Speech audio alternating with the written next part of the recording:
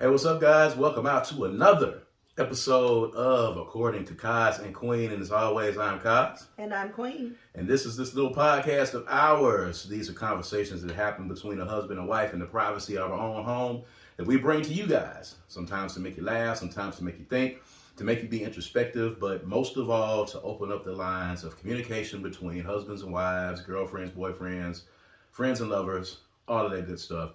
You can catch us on all streaming services, and we are on Black with No Chaser Radio. You know the drill by now. Download the BWNC radio app, all right?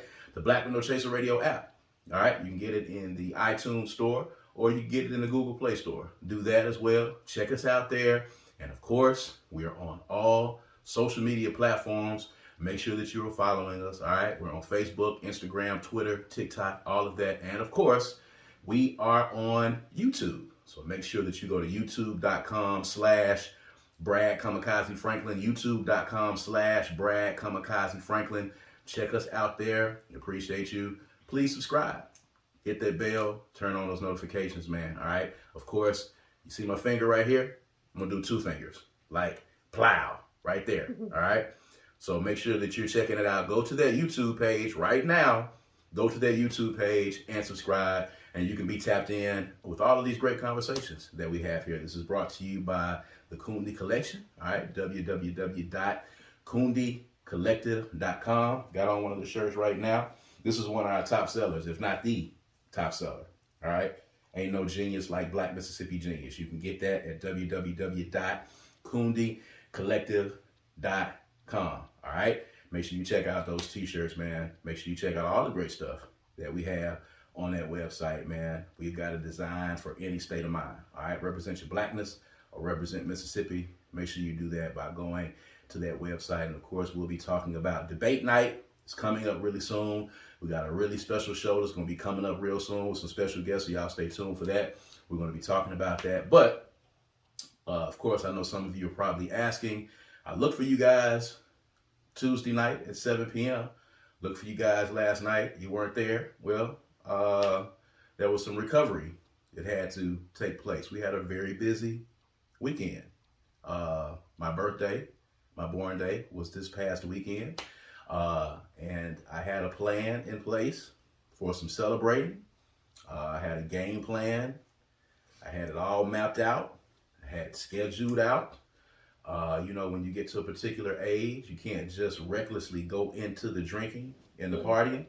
I had a plan, guys. I had a plan. I had a Friday night, Saturday night, Sunday plan mapped out, because the aim now for me in drinking is to not have a hangover. The aim for me now is to be able to drink, but also be able to get up the next day and be functional. That is my aim. Somewhere in the plan, I think the plan went wrong on night one.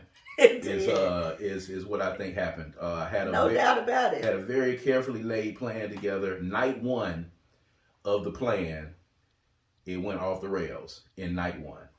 Surrounded by, you know, my inner circle of people that I love, that I have known for 30 years or more.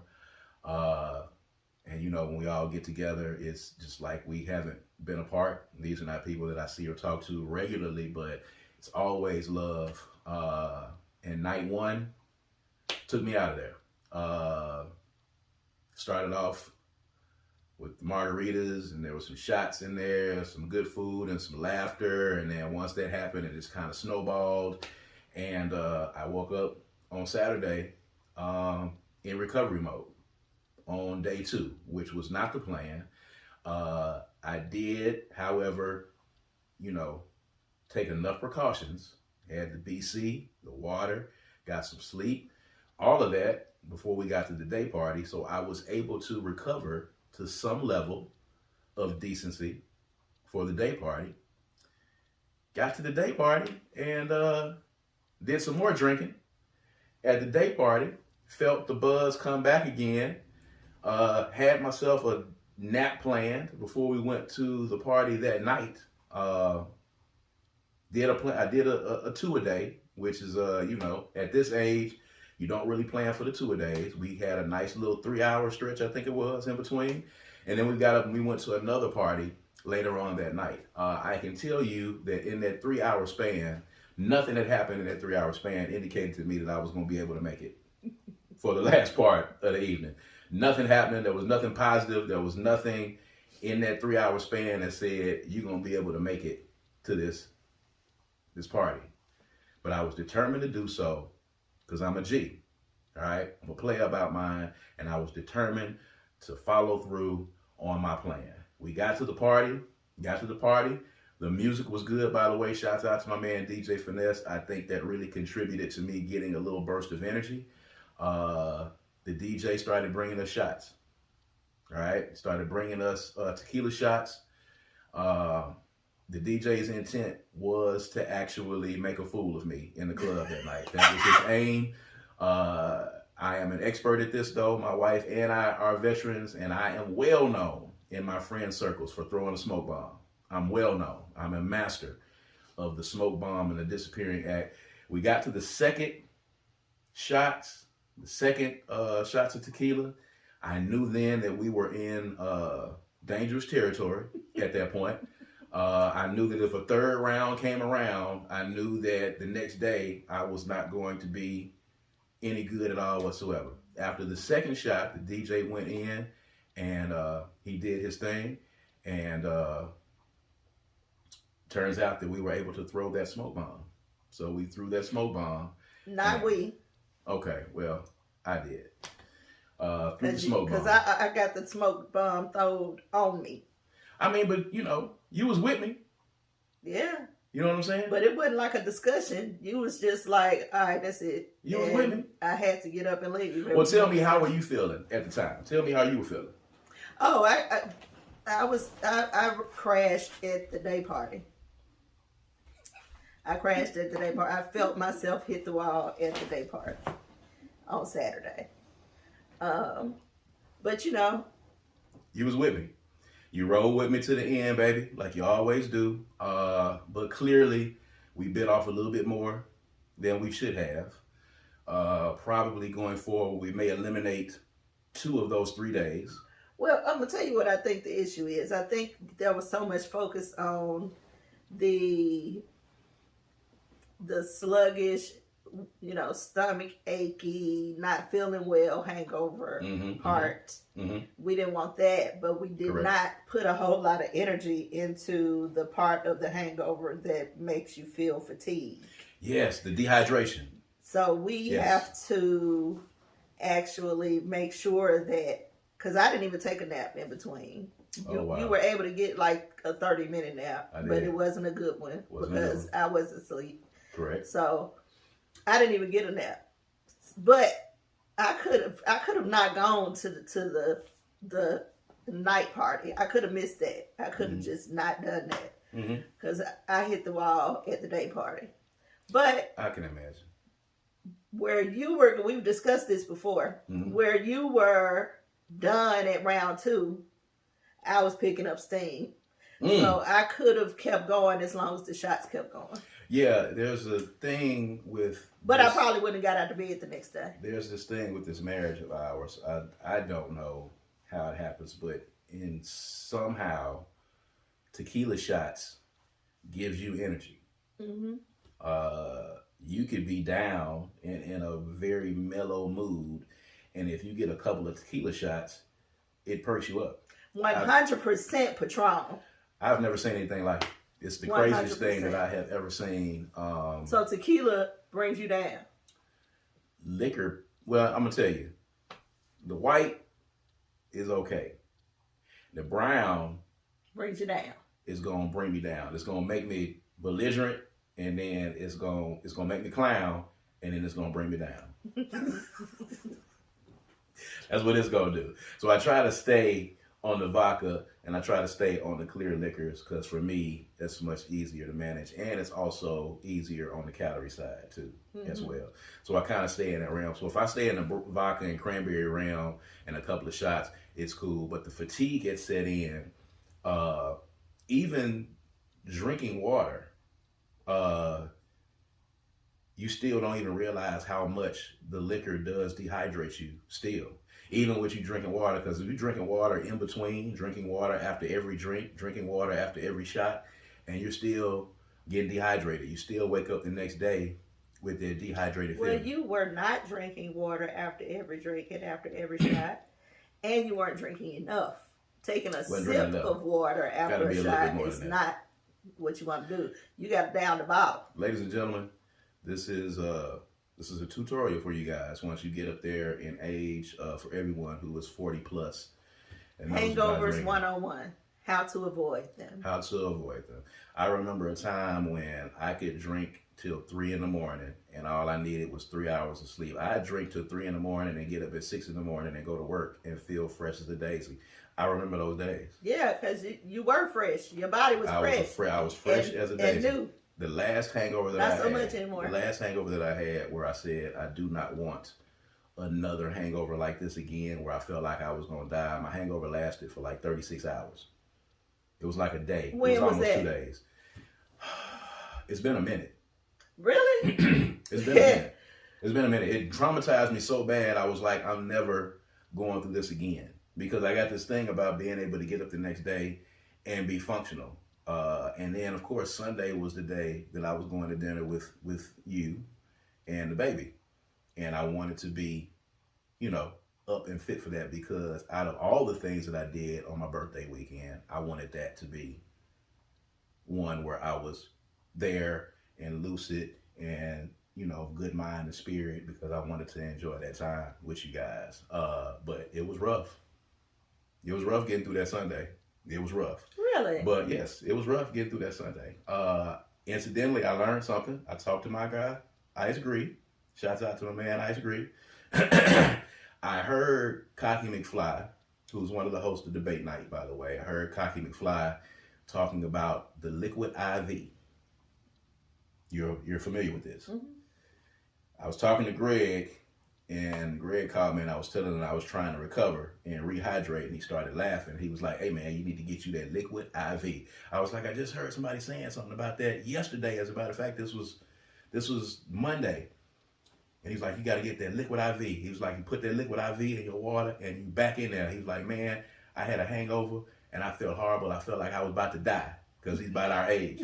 And he was like, my guy told me about the liquid IV. I took it. You get a bottle of water. You put the liquid IV in there. You shake it up. You drink it down. And it brings you right back. And I was like, what? He was like, yeah. I was like, word?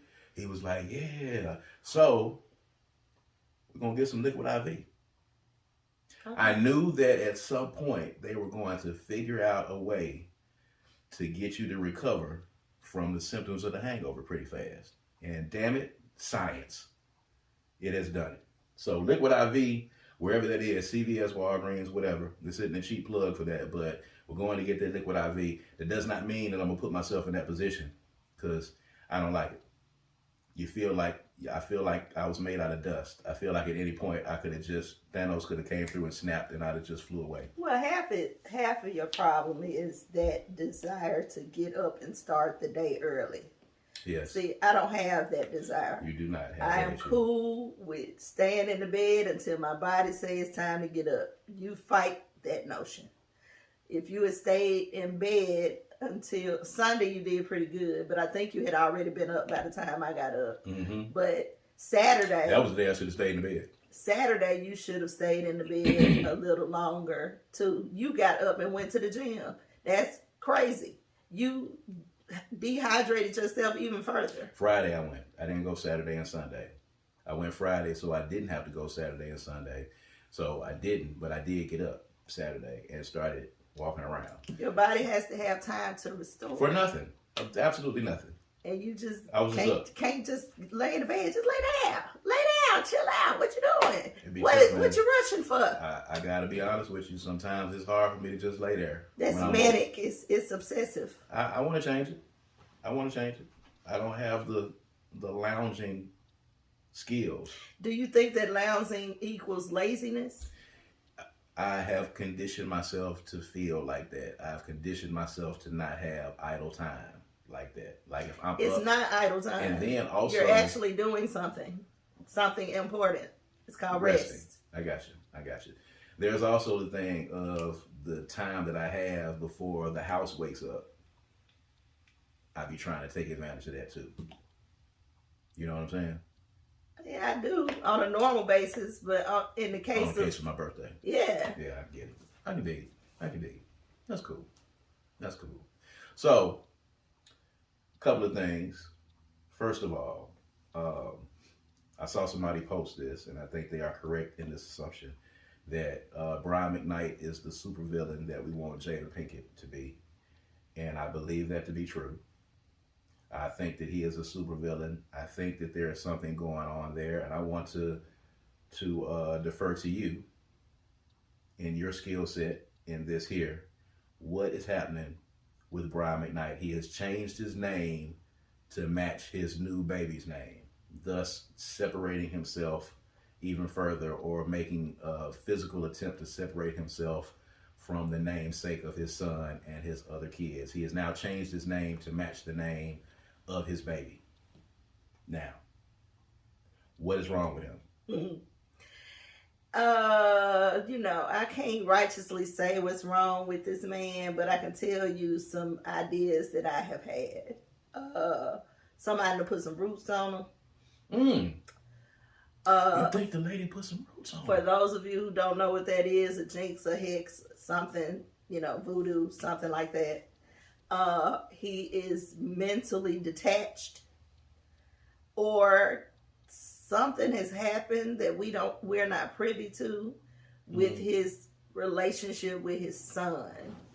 I mean, they have a tumultuous relationship now. That's for sure. His son has also named his son Brian McKnight. Mm-hmm. So his legacy that he's chasing is already there. Yes. So him wanting to separate himself from that legacy and start a new one, something innately, something self-hating, feels like it's occurring here.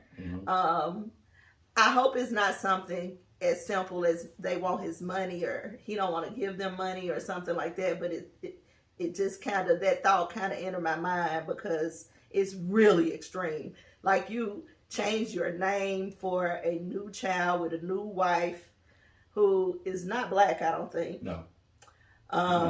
So not necessarily that means anything, but I think it does mean something. I think it does. I think it does. So he is, it's terrible to say the least, not just for the son and his family, but also for Brian. I mean, he seems pretty okay. Like, he seems like he's happy with his decision. It doesn't seem like it came from some kind of depressed state or anything. He seems like he is, conscious of what he's doing, which makes me think that maybe something's not connected right anymore. I think when I see instances like this, I instantly think that it's the influence of the woman or the wife when this happens. I think sometimes that this is an effort for you to go above and beyond to prove to your woman that, you are with her and that you are down with this particular marriage and you are committed, and it's the new fresh love, it's the new love, it's not the old wife, the ex-wife, the ex-family, the ex-life. This is the new thing, and I want to prove to you that I'm committed to this new thing, and he's overdoing it. And like, maybe the wife is contributing to this in some shape, form, or fashion and having him to do this. Now, let me say this. You said two things. He wants to portray this new world, new wife, new family. And then you said he's influenced by the wife. I want to say on the record here that it's not necessarily, he could be doing this of his own volition without the wife's influence. So I'm not comfortable saying that the wife has influenced him in any fashion. That's fair. She could just be presenting a life that he now wants to have that he didn't have before. That's fair. So that's not something malicious. Could possibly not be something malicious on her part. That's fair. It could just be him wanting to be with her and have this life with her. So I can't, I'm not comfortable with saying the woman is responsible for his actions. And that's fair. I'm speculating. This is Kaz saying this, I feel like maybe she has some type of influence on him because it happens in the new relationship sometimes, and you see it where the influence of the new woman in the new relationship causes you to, do things like in the instances with some guys who will take care of the stepkids and not take care of their biological kids. They become his choice. His choice, not hers. But he could be man enough to say, "You are not going to do this or this. I'm not going to be away from my children." That ain't the only woman. If now there might be women out there who are saying, yes, that, but I don't think it's fair to blanketly say when you see this that the woman is responsible. I agree. Because he's still able to make a decision for his family and for himself and include her. He just got to grab his balls and do it. There's some circumstances where that could be the case. I'm pretty sure. It's not a blanket statement for all women. I'm not saying that all women in all, stepdad cases, this is what they're doing. I'm not saying that, but I would personally have an issue if I was with a man who took care of my child and didn't take care of his children with other women. I wouldn't even want that man. She sees the relationship. She sees what's happening. She's seeing him change his name. Why are you not saying to him, what is to make you think that this won't happen to you? What is to make you think that she's not saying those things? Why are you leaning towards the fact that she's not saying anything? I don't want to make it seem like I'm trying to blame her. But that's what it seems at the end of the day. Okay. Devil's advocate. I get it. And you're right. We don't know this. I was giving my opinion on what I felt like from looking at the situation. It could possibly be happening because I can't fathom a man wanting to just disown his kids like that. And it's not just the son, it's all of the kids. I understand that, you felt like they have asked you for money and you tried to set them up and yada, yada, yada. I get all of that. That happens all the time. But, these intentional gestures that you're making to show that you're trying to separate yourself from those lives seems weird. He intends for it to sting them. Yes. He's very deliberate about it hurting his children, which is problematic. Because you can do all of this and not publicize it. Absolutely. So it's that part is troubling for me. We talked about it when we talked about this, I think, last season when we talked about this very thing. It's very R&B-ish of him to do this. This is like a move that an R&B dude would do right here. This whole thing. The theatrics, the emotion of it all. This all seems like something that an R&B guy of McKnight's ilk. That is just slick hateration.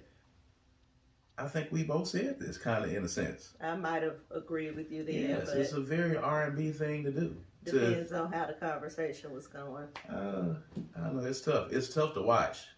Changing your name to a baby's name. Like, that's an extreme level of gotcha. Yeah. You know what I'm saying? You can have my name if it means that much to you. I'll just give myself a new name with this kid. With the kid. This is a baby. That's horrible. And he is creating tension already for this child and his siblings, which is another level of, grave disappointment. It is. So you can imagine. Hopefully there's no vitriol being spit as the kid. And I saw McKnight Jr. was tweeting or commenting. He was like, we love the kid. We are ready to welcome the kid in as our sibling and that whole thing. So, maybe it is the younger kids, the older kids that have the sense. Maybe they had a sense and maybe the parent doesn't have a sense in this instance. We see that a whole lot. I'm telling you, I think something's not clicking anymore. Something is mentally unbalanced. I think something is mentally unbalanced. That's some trauma there. He needs to go talk about that. Maybe he needs to make another album and sing. He hadn't been making albums. Maybe he needs to. Maybe that was his therapy. I was about to say no, but no. I'm sorry. Stop the presses. Stop the motherfucking presses. He announced his new album when he announced the name change. Oh yeah, he did. And the album is Lullabies. Yes. Dedicated to his child. Yes. So that you tried to get him out. I tried, Brian. All right. Well, Brian McKnight, get it together. At whatever point, I don't know what's Try going on therapy. here. You know what If I'm you saying? haven't been to therapy, try therapy. Yeah. Just see what it do for you. Yeah. Stop writing songs. Go and talk to somebody. Just don't write. I don't even know how you can write an album called Lullaby. Well, I guess if he's writing it for the baby, then his energy was directed toward that, you know. Unless the songs are saying, lullabies, baby, I love you so much because you are not these other ungrateful motherfuckers that I gave birth to previously. Or some piano licks at the end of the day. Right. Well, if it's to get people interested in the album, he's done a great job because I definitely want to see what he's talking about. It's crazy now that you expect people to do Outrageous shit like this when they're getting ready to drop an album or sell a book. We've gotten to the point where you gotta just go out. It's to the point where it's gonna get so bad. There's no telling what people are gonna do to get people to pay attention to their book. I think we already at that point. It's bad. People are gonna get themselves arrested. They're releasing sex tapes. They changing the name to a baby's name. They're doing all kinds of things. They're telling family secrets. You know, it's crazy. Instead of just releasing the product and letting us get a load of it. Like people would have bought Jada Pinkett's book without her saying anything. She could have just said, you can read the book and find out what's happening. And people would have bought the book. But it's crazy the way the PR world spins. Speaking of which, we talked on the last show about the Cheesecake Factory date. It started a wildfire of posts. And there was a list that was put out by somebody, and it's been circulated hundreds of thousands of times. There's a list of places where women have said that you can't take me on a first date. This woman said. Then there was a list that some guy put out a list of women that you don't need to date. Then there was another list of great places that you can go on a first date. But getting back to the first list, there were several places on here people have shared it. There's some people who's like, hey, I wouldn't do Waffle House. No, you can't come to my house. No, we're not going to do this. Like maybe 2 or 3 on the list. And the rest of them, they say, of course, we would do any of those. Now, of course, taking a dude back to your home or to his home on the first date, I think that's inappropriate for any woman. I don't think it's safe. But the other ones, I don't see any problem with. You gotta like Waffle House. If you are a person that just likes Waffle House, generally Waffle House could be a cool place to go. Yeah. If you like Waffle House. You know, I have a client who who is helping me to rationalize some of these things. And one thing that I learned is that women actually who make these decisions for themselves, not all of them, but some of them are making these decisions to make the man rise up, to elevate their approach, because men don't really have to do anything but express interest and look like they have money for a girl to be with them, right? So there's this thought process that I'm not going to just take what you give me. I'm going to make you rise to meet me. So the ways that they are doing that is to show them, no, you're not going to, minimize this. Dating me is a gift. Getting to know me is a gift. Getting to spend time with me is something that you should cherish. To that point, I think that cherishing a woman, treating us like treasure, treating us like queens has actually diminished over the years. I don't necessarily know if this is the right way to go to remind them of how we should be treated, but I do understand with some women that this approach, along with other things, is helpful to make them step up their game. And I really don't have a problem with that. What I have a problem with is the, again, blanketness of it all. Like, if you just want to have a good meal that you don't want to pay for yourself, I don't really agree with that. But if you're saying, yes, sir, I'm interested in you. I know that you're interested, but how interested? Because If I'm going to be looking to build something with you, I need to know that you find me something that you need to work towards, something that you want to accomplish, something that is worth having. So is that a monetary thing though? It's not about the money, I don't think, as much as it is the thought process. If the thought process and the effort is there, then I agree with you wholeheartedly. I agree with that. I think, first of all, and this is my belief, again, yes, these women are our queens, and we should treat them as such. But I also want black men to understand that you are kings as well. We are kings, y'all are queens. We are both at the top of the food chain. As far as I'm concerned, we were talking about our beautiful black brothers and sisters.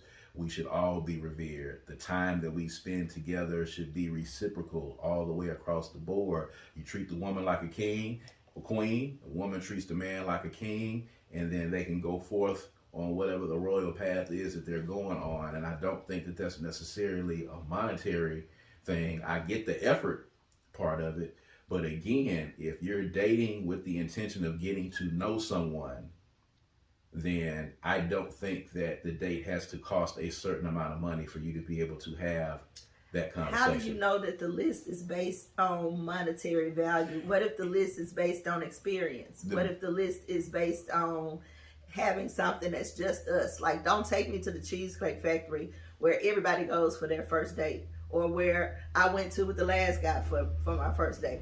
You know, take me somewhere where we can start building a us thing.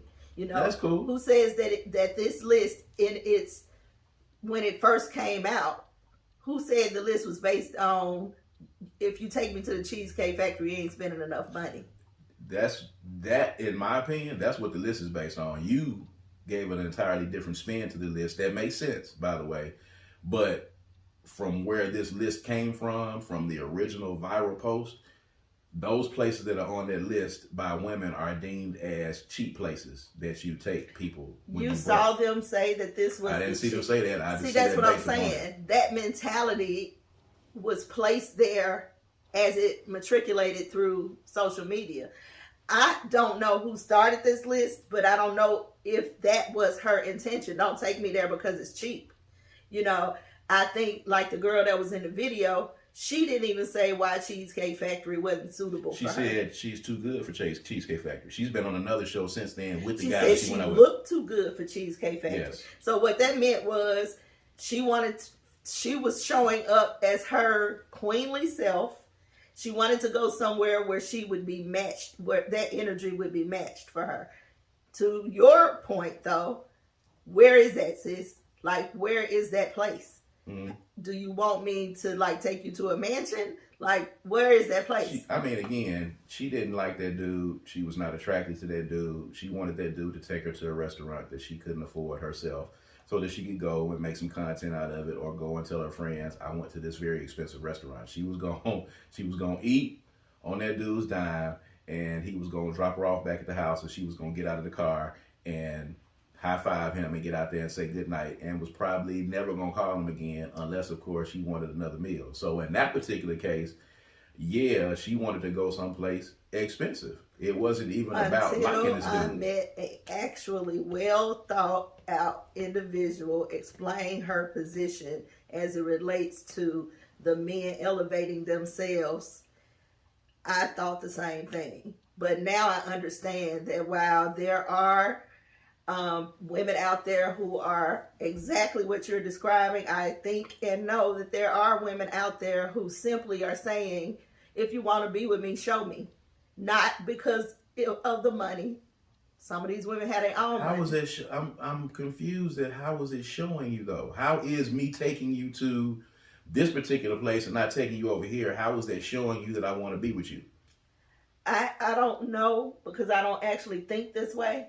But right. What I'm saying is that there's a thought process out there. There is a thought process out there, and I'm not sure that it's absolutely wrong to say, this is what I want, this is what I deserve to be treated like, this is what I desire. I think the problem comes in when it becomes superficial. But if it's not superficial, then maybe it makes sense for some people. It's hard for me to differentiate the superficiality of it, because you're basically saying you need to take me someplace expensive that matches what I feel my worth is, which is fine at the end of the day. But to me, that's the most superficial of superficial things, because I don't know you. If I don't know you, I don't need to go somewhere and spend $250 or $500 to get to know who you are. That's a conversation that we can have anywhere. And before I spend that amount of money, I want to get to know you to know if we're even compatible to get to that point. I agree. If I take you on a date and I spend $500 and then you pop up and say, I think Jamie Foxx is a clone now, I got to leave. You crazy. I and agree. I can't, you know what I'm saying? And it just depends on the individual. I think a lot of these women who have this mentality are younger women or who have not really experienced love yet, good love yet. So they don't really necessarily have the appreciation for the fact that good love can supersede that. Mm-hmm. But at the same time, if they want to love someone who is going to be able to financially support them, and some women are making the decision that I don't want to work, I want to do the household thing, I don't want to have struggle, and I'm not sure that it's wrong to feel that way. Not wrong, but you can find somebody that fits that. You have to find someone to fit that, but you have to also understand that you can meet someone who can take care of you, who can provide for you, who can put money in your pocket and whoop your ass. Or who can also cheat on you constantly, or who can also lose everything they had in a year. You. You know what I'm saying? They can also abuse you. Yes. So I think that some living and experience will shape that a little bit better, but I still, on the onset, kind of don't really particularly, I don't have the same problem with it as I did initially hearing this story. To each his own, but I can say all of the responses that I've seen from the ladies who are like, this list is crazy, I'll go to all these places except, and across the board they was like, no, I'm not coming to your house and you're not coming to mine. That's general. Although I tell dudes all the time, and I will tell you now, you can wait and you will find a woman who will be cool coming to your house, or you going to their house. It's just a matter of people not being patient enough sometimes to find a person that they are compatible with, that wants what they want. And there's not a problem with that, but most of the ladies that I saw that said this list is ridiculous, they was 40 plus. They had lived life, been married, divorced, or whatever the case is, and they was like, this is ridiculous. I will go to all of these places. They've decided what the life is that they want. Either you with it or you're not. Mm-hmm. And to each his own. Like, and it's crazy because I'm pretty sure a lot of them started off with you got to take me to such and such and such and such and such and such. Like, age and living and having experiences and wisdom, man, it's a game changer. Yeah. It is a game changer. The perspective changes as you mature. It does. It does. That's crazy. I was trying to sit here and think of there is a place that I absolutely would not go on a first date.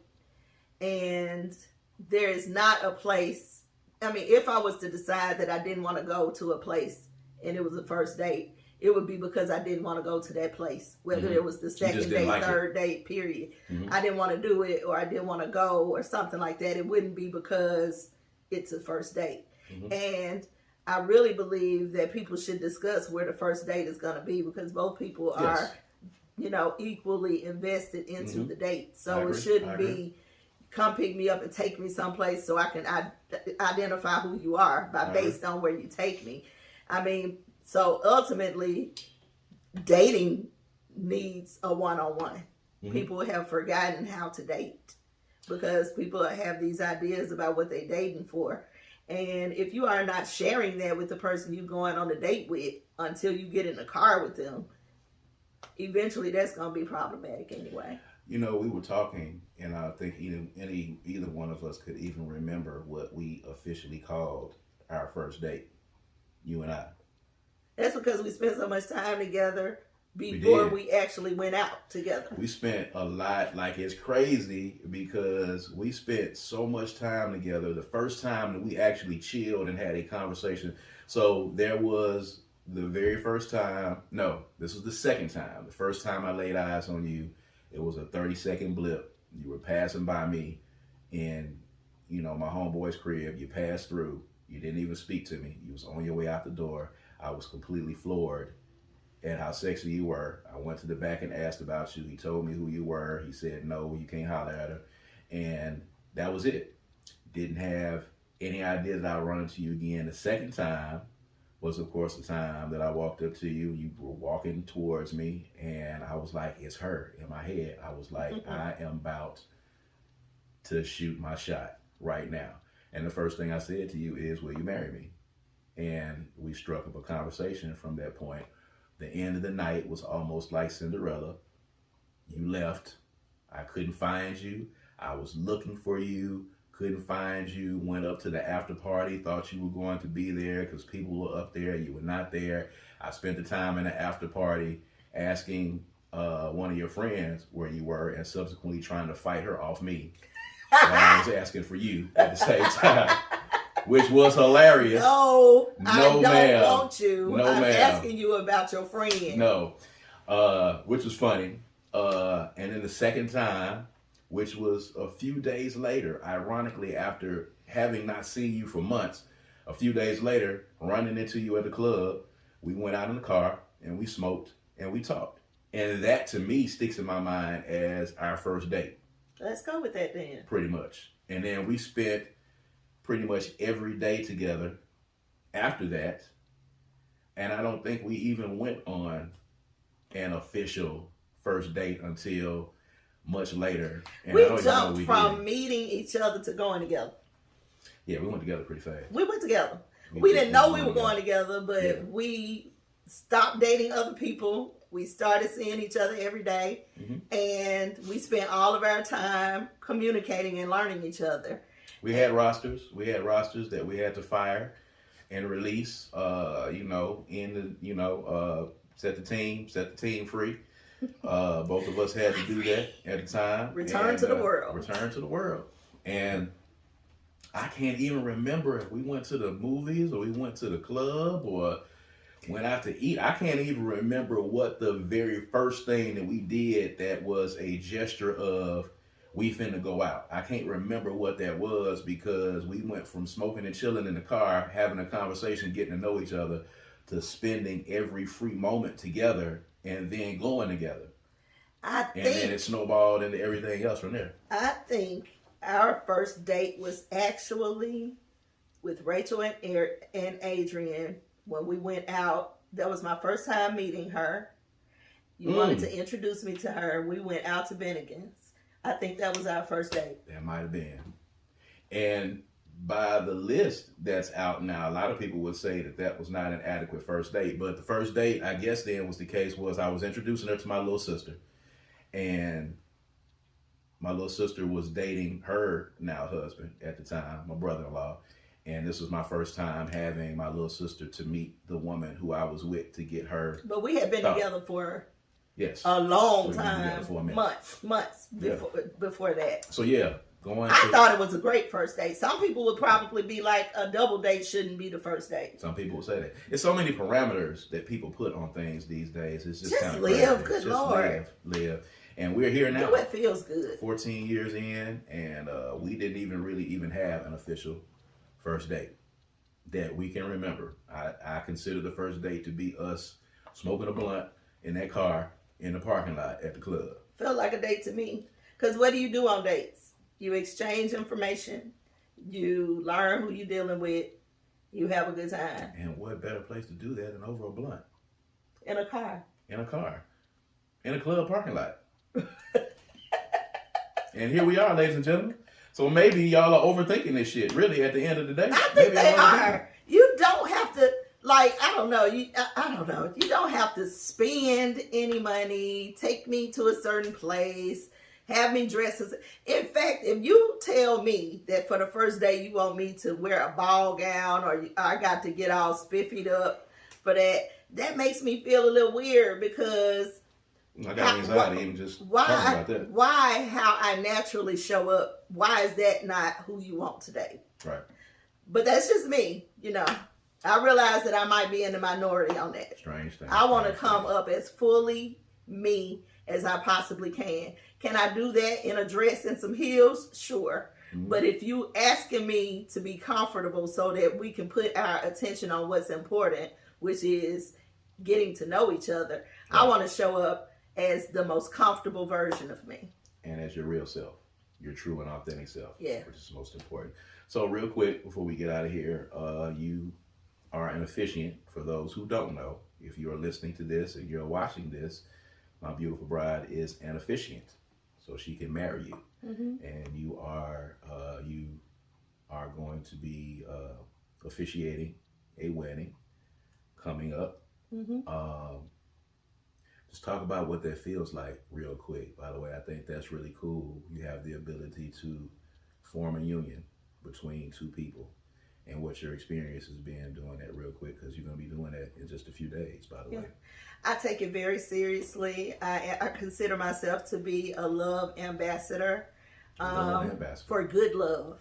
I am just as committed to keeping people together as I am to people doing what's right for themselves, not compromising who they are, not being traumatized or abused. But when I see people who have worked for their love, it is an honor for me to help them join in their union. And I always have consultations with them beforehand. Fortunately, the people that I have married have been people who are referred to me by people who know me closely. So it's never really a challenge for me, because I've either seen this love develop or I have a close enough relationship with whoever referred them to me to get some inside information about their story. The story is really important to me. Maybe one day I'll get to the point to where it's like, okay, you want to get married, I'll marry you. But right now in my life, it's important for me to understand their story, how they got together, how they make it work, what some of the parts of the relationship that need work, the parts that they have overcome, all of those things. I know that there are wedding officiants out there who don't get that involved, but it's important to me because I do spirit work. So I'm connecting, in my mind, I'm connecting two people forever. So I don't take that lightly. And it's just an honor to be selected to do anybody's wedding. Actually, it's not, I'm not remiss on how significant that position is, and I take it very seriously. So I'll be, removing myself from everything to just celebrate love, to celebrate them, to bask in the greatness of God bringing them together, and putting myself in a good place to stand with them as they join each other for wedded bliss. And learning everybody's first date. I think that's a question I'm going to start asking folks now, to go back to their first date. I think that's the key element. It's crazy now because I think capitalism drives so much now, because I think about my mother and my father meeting and going out for the first time, or my grandparents meeting and going out for the first time, or dating in the 70s and 80s when capitalism didn't have such a hold, when social media didn't have such a hold, because everybody these days would look back on those days and say that, none of those men were honoring those women at all whatsoever, because they were going to places that weren't so extravagant and expensive, because shit just didn't cost as much back then. Yeah, but the cost was commensurate with what they made. It was. Touche. Yeah. It was indeed. At any rate, we appreciate you guys for tuning in with us, and we appreciate you guys for being patient. I have adequately rehydrated so that we could put this podcast together for you today here. My bride is going to be, officiating a wedding this weekend, so hopefully things get back into place and we'll be able to have you on point next week on time, but who knows? But because we are doing this from, this very comfortable location that we're at, we can do it whenever the hell we want to do it at the end of the day, and we can bring it to you guys. But we appreciate you because we've got some new subscribers in the last week, and you guys are, taking a look and, joining in, giving us some comments here and there. Still seeing folks out at Kroger every time I go in Kroger and telling me about seeing the podcast and how they enjoy it. The next time, I think I said that I'm going to record them because I kind of think my wife thinks that I'm lying when I say that. I don't think she believes me, but they actually do. Because nobody tells me that. Well, You that's don't be not in true. program like That's that. not true. People do tell me, but I don't know if they be telling We me. had some folks Friday night that said they watched it, as a matter of fact. Yeah. Yeah. So people do. Yeah, I know people are watching it. I can see the views. I'm just saying they're not coming up to me telling me. It's a few, but I be feeling like, you know, they just saying it. But maybe they telling the truth. They be telling me parts of the conversation and the whole stuff that's going on. Like they're really tuning in. Yeah. It's really cool. And we appreciate y'all for doing it, man. Make sure y'all get y'all's tickets. If you are in Jackson, Mississippi, get your tickets to Debate Night.